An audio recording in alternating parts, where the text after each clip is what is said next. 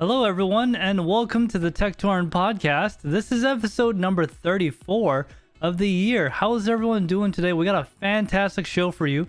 I just got back from visiting New England Crypto down in, way down there. I don't know if he made that public yet. So I just drove about 3 hours or so to go see him, and it was quite a bit of a trip. And what made this trip different? Well, it was negative 14 degrees all morning. That's right, folks. It was freezing cold. How's everyone doing? Today we got some interesting topics. We're going to be talking about EV driving and you. A beginner's guide, I guess. I did an EV range test, and we're going to talk about the state of EV charging, because that was quite a bit of an experience today, as well as the way it's been going all this time.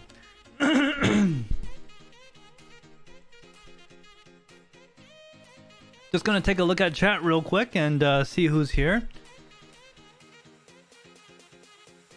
All right, so we got Junkie Cosmonaut. How you doing, man? Junkie Cosmonaut, I want to thank you for being a loyal follower. That is why you got that purple badge next to your name. That is really awesome, man. I really do appreciate it. And yes, happy Saturday to you as well. We got Soul7 in chat. How you doing, Soul7? Thank you for also being a loyal follower, and he is also one of our moderators in our Discord. So we do appreciate him very much. Let's see. Soul7 says ice for life.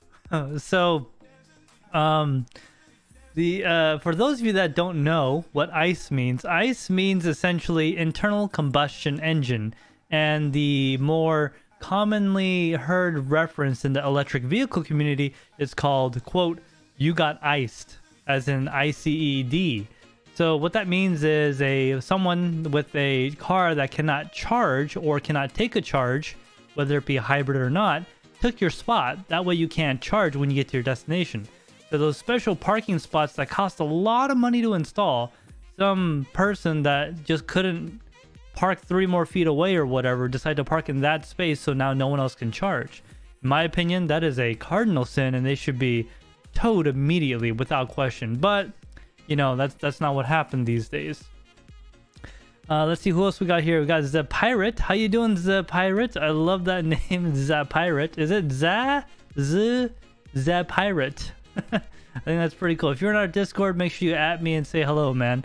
Yeah, so those of you that don't know, I do have an electric vehicle, and I did a nice cold weather range test. So I did the video and everything. It's going to be coming out soon, so if you haven't been subscribed yet, make sure you do get subscribed. That way you see the video when it comes out, because it is quite interesting. So, you know, the good old, let me go put my overalls on and my straw hat and put the straw in my mouth, right? So, the good old, oh, them dang EVs, they can't go more than 3 feet without needing to charge, and all this other stuff, right? So, well, a lot of that used to be true.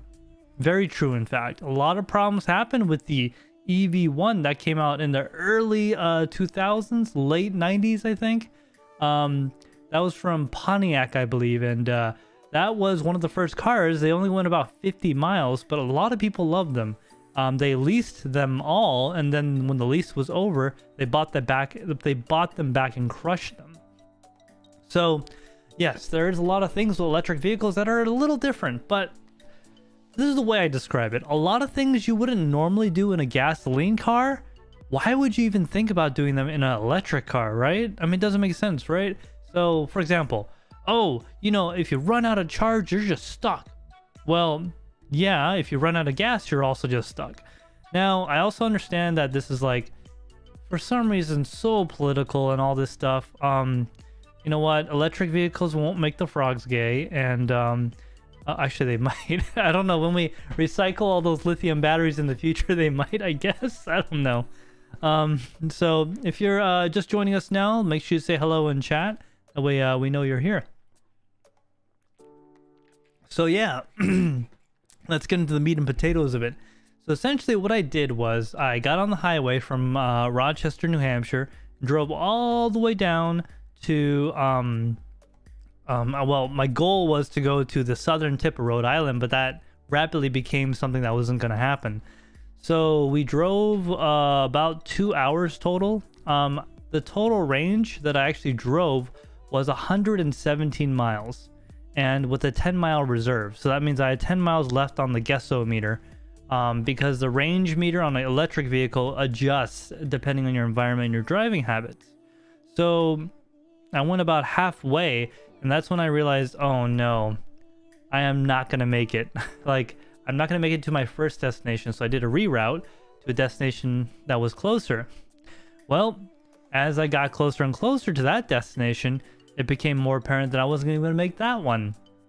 So I had to reroute to a second location, third location rather, that was even closer. I was about 30 miles short of the destination I wanted to go to. There's a charging station in Rhode Island that, actually there's two of them. There's two direct current fast charging stations that are free, totally free. You just need a ChargePoint account. And I was trying to get to them. I actually didn't. I had to go stop in Foxborough, charge up there like a couple of miles, like 30 miles, because I was pretty low. And then I made the trip to the charging station, and I think it's called the Route 117 Park and Ride in Rhode Island. And then I just plugged in, started it up, and then it was kind of nice because so I do have an Apple Watch Ultra for you, those that don't know. It's a pretty nice watch. I like it. Not worth it though, so I don't really recommend it. I just turned on my ChargePoint account, right? Let's see, can I get it? Yeah, so I just got my ChargePoint account. You can kind of see it right there. I got my ChargePoint app on my watch open, and then I just tapped my wrist on the ChargePoint charging terminal. That was it. That's all I had to do. So literally got out of the car, got the CCS connector, plugged it into my car, went to the terminal, tapped my watch, instant, ding, ready to go. So then I got back in the car and let the charge start. I actually just sat there in the car because it was very cold outside. I arrived there around, I want to say like 9 a.m., right around there. You'll see it in the video, but I arrived there kind of late. No, not 9. It had to be like 8. I arrived there around 8 o'clock or so. I plugged in, I started charging, and then I decided to just watch a little Netflix. So I watched like one season of New Amsterdam, and by that time I had a 3/4 battery. I was ready to go. I had almost 80% charge. So then I went ahead and visited New England Crypto, which, by the way, guys, that video is coming. Trust me, I'm trying to work on this as fast as possible so y'all can remember the cold. Yeah, it was really cold. So I went and saw New England Crypto, and then I delivered a gift to his daughter because I haven't. I heard about her birthday party, which, of course, I found out mere hours before it was about to happen.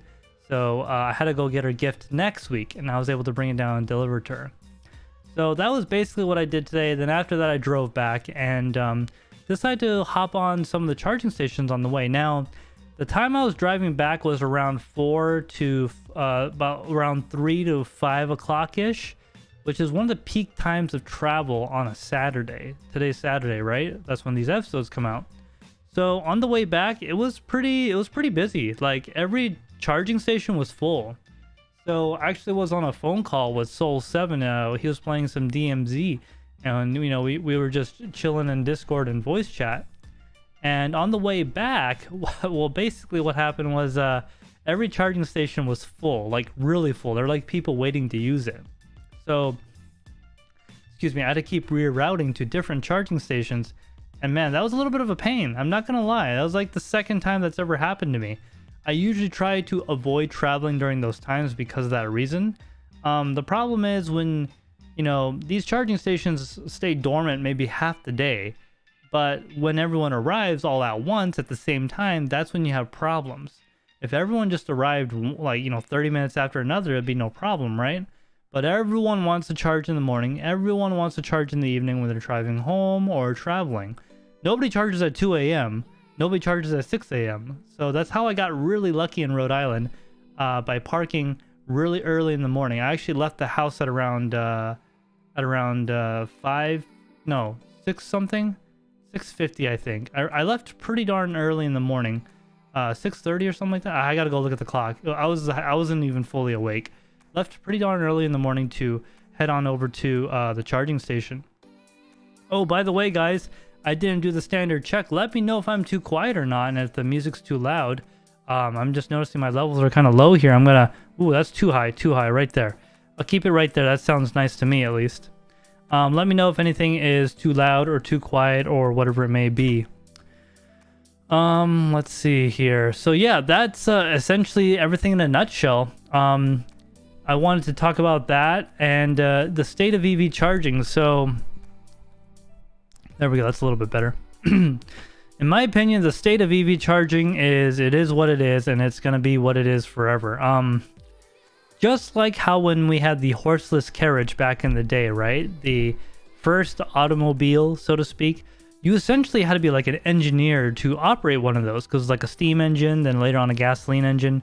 And surprisingly enough, electric horseless carriages were a thing back then. One of the very first automobile type devices was electric. That's right, folks. One of the first ones was electric. Way before internal combustion engines have been perfected.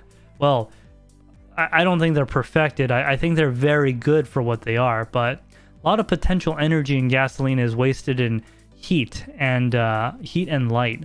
Just kind of goes up the tailpipe. So, where is it going with this? Oh yeah, the state of EV charging. So the thing is, you really need to plan your route if you're going to be traveling during a busy time, like on the weekend when everyone's out. I obviously had no problems because I've run into this before and I have some experience. So I have a lot of reroutes and I have a lot of backups, and it's good because there's several. So almost on any point in a populated area of the United States, there's a direct current fast charging station, at least within 50 miles. And most electric cars, these days at least, can travel more than that. So you're almost never totally in a bind. There was that one time, though, I drove to someone's house to almost a dead battery, and their house wouldn't charge my car. So I had to, oh my God, I had to bring that, I had to call the roadside and get towed to a dealership, and then connect at the dealership and get a direct current charge there. Then I was able to head home. And that was at like 2 in the morning. It was kind of sketch. It was also really cold. Let's take a look at the chat. Soul7 says, Shinji, this is why I always make a backup plan. Backup plan didn't work, lol. Yeah, it didn't work at first, but all the redundancies, all the reroutes eventually started working. So that was kind of cool. I wasn't ever totally stuck. By the way, guys, this stream is going to be relatively short this week. I've been really busy. I actually just got home about an hour ago. I just had dinner, and now I'm here. I do want to play some DMZ Warzone tonight in our Discord. I like to game. If you guys don't know, I almost always game right after a stream.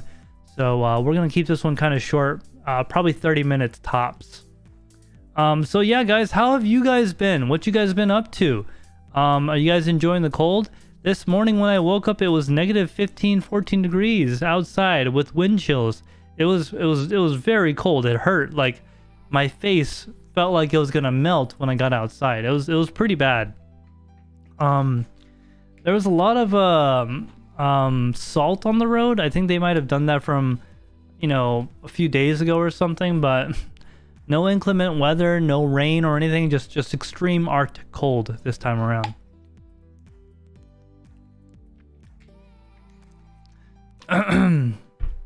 So yeah, that's all I really got for tonight, guys, but what I really wanted to talk about is, what is your opinions on electric cars? There's not that many people watching right now, so if you're here, if you're listening, that's awesome. I really appreciate you being here. If you're watching this video after the fact, let me know down in the comments below what your opinions on electric cars are. And it's okay to be controversial, or if you don't like them. I really want to know, actually.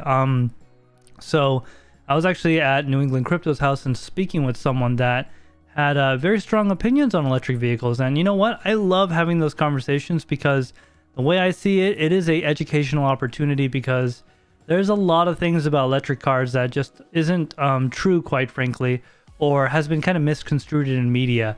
So I love teaching people about cars, and I love listening to their concerns because it's a real thing. If we ever want mass market adoption, that's, we're going to have to make sure people are comfortable with it. That's just how it's going to work. Let's see here. So when I met New England Crypto, excuse me, my throat's a little dry.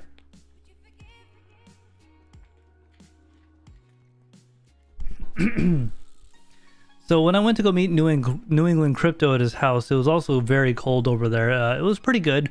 Like I said, 2 weeks ago, I went to his daughter's birthday party. I didn't have time to get a gift, so I did get a gift eventually later on that week, and I had it shipped to my house. It was just hard to find. They were kind of sold out everywhere. And I'm sorry, I didn't have it shipped to my house. I went to the store and picked it up. It was an in-person pickup. So I got the gift and I boxed it up. I was going to ship it down to New England. Then I saw this weather coming up. I was like, oh man, this is going to be so cold. We should definitely do a range test. The range test was pretty disappointing. I'll get into that a little bit. But yeah, it was super cold, and that range test was actually fine. Just was very disappointing on how far I went. So I wrapped it up in a box. I popped it in the car, and I was like, all right, you know what? This is the perfect opportunity to complete this mission. So I got it, and I went to Stella, New England Crypto's daughter, and I presented it to her. She didn't open it yet. The plan is they're going to open it on camera over there, and then you guys can go to their channel and watch the unboxing from, you know, a link from our channel. Will be like a double link going back and forth if you want to see both sides of the story. So that's going to be a lot of fun when we get around to that. Yeah, so just to go over some numbers, because they're still fresh in my head. I had all the cameras set up. I had my A7S3 set up with a 20mm lens this time, okay? 24mm lens this time, not a 14. I learned my lesson, okay? So I got a tighter lens to make it a little bit more focused on me and not the whole dang car. And yeah, so I averaged around 2 miles per kilowatt, which is pretty poor. Being that I was traveling at a high rate of speed, and with electric vehicles, anything past 55 really kills the battery. 65 and 75 make a really big difference, because you got to remember, at around 70 miles per hour, almost 40% of the vehicle's energy is just to push the air in front of the car, right? It's all air resistance, and it compounds as you go faster by like a lot. That's why you lose fuel efficiency when you go fast. It's because the ratios of the gearing in gasoline cars and electric cars is because it's putting out a lot more kilowatts in energy just driving the car down the road. I would say, yeah, so 2 miles per kilowatt with the ending average of 2.1. When I finally got to the charging station and the test was over, I was averaging right around 65 miles per hour, like the whole trip per time spent in the car versus on the highway and everything. It was an average of 65. And I tried to maintain a 70 mile per hour. Of course, in some areas I couldn't because of local speed laws and whatnot, but I did try to maintain that 70 miles per hour. I'm actually wondering how I'm gonna edit this video, because I technically violated the speed law in some areas, which I would never admit to in public. This is private, right? Just between us? Good, okay. But I gotta figure out how, I gotta figure out how I'm gonna edit that video to make sure that incriminating section doesn't get shown too much. All right, let's take a look at chat, guys. Let's see. Soul7 says, can you imagine how much worse it would have been if an EV truck pulling a load? Yes, so actually they've done testing with the Rivians and the Ford F-150 Lightning electric vehicles. They have pretty hefty batteries, like 120 kilowatt, 130 kilowatt batteries. It's roughly double the size of the battery in my car, okay? It's pretty heavy duty. It's a giant battery. I would love to have one of those trucks in my yard, dude. Like power my house for like 2 or 3 days. So what really matters a lot is air resistance and aerodynamics. So when a truck is pulling all that weight on a trailer, there's a lot of drag, and that's what really causes a lot of the range issues. And yeah, it's just, we're just not there yet. We need to probably double the capacity without increasing the weight before electric vehicles become like a normal, like everything you would ever want from a gasoline car. Like for example, on a truck, you could just keep filling it up and going. There's no duty cycle or limit. It's up to the driver. The driver is the one that needs to take a break. An electric vehicle, you gotta stop and charge. Now, on newer cars like the Rivian and such, they can charge at a really high rate and really fast, so it works pretty well. But it's also kind of finicky depending on the weather and all these other safety conditions. We're not quite there yet, but I do believe we are almost to the halfway point to where we go over the hump. It is definitely an issue, and it's causing a lot of people anxiety when they people that drive trucks for a living specifically.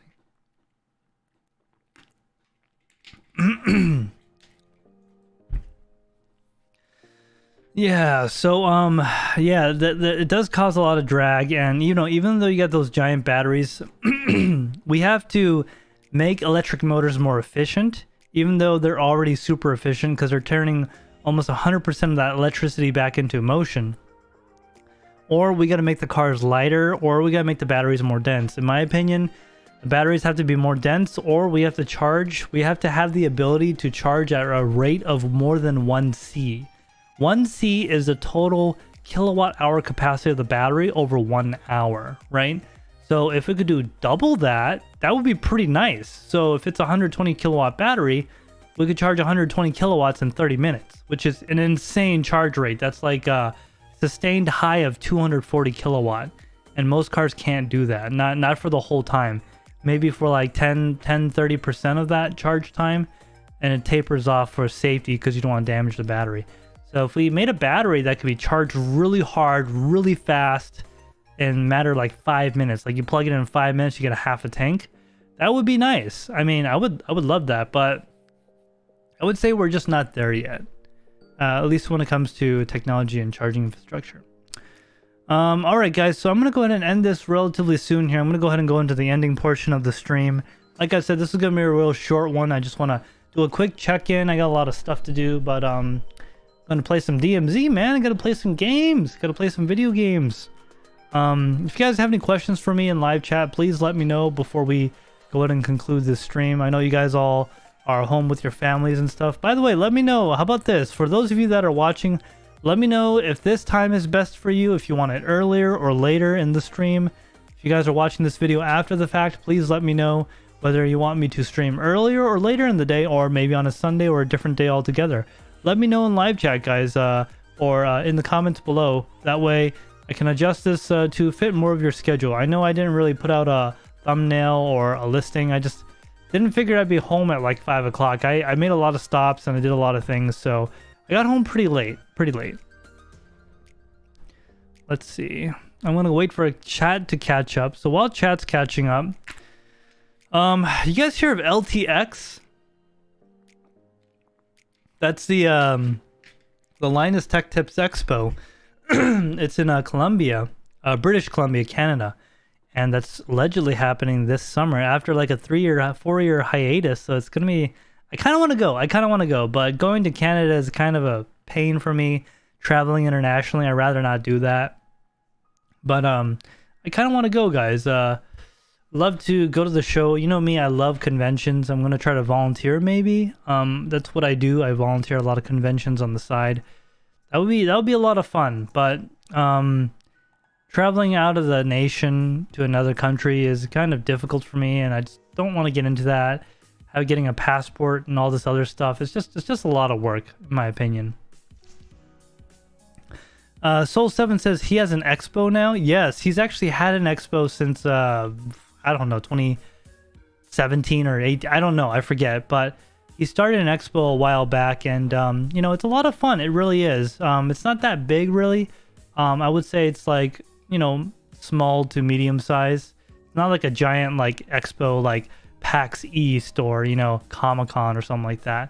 But he does have an expo, and it's a lot of fun from what I can see online. The thing with those things, the thing with expos is they're not really good for content creation. Is like no one really watches the videos of going to the expo except people that couldn't go, and that's a very small subset of people. They're not much at all, actually. Okay, guys, so I don't really see much going on in chat, and it's been a pretty quiet week, so I'm definitely going to go ahead and end this pretty soon, guys. Thank you for everyone that is joining us tonight. Like I said, I'm going to keep this one short. It's kind of cold. I want to get some stuff done in the house and go course, I got to play some of them video games. So, all right, guys. Well, thank you to everyone that joined this week. Like I said, it's going to be a real short one. Remember, guys, we're going to do this every week. Same bad time, same bad channel at 7 o'clock Eastern Standard Time, United States. If that time you want it to be different, though, please let me know and I will consider it. Because, you know, I'm here for you guys. Anyway, guys, thank you to everyone that joined this week. We'll see you in the next one. Have a wonderful night, everyone. Bye-bye.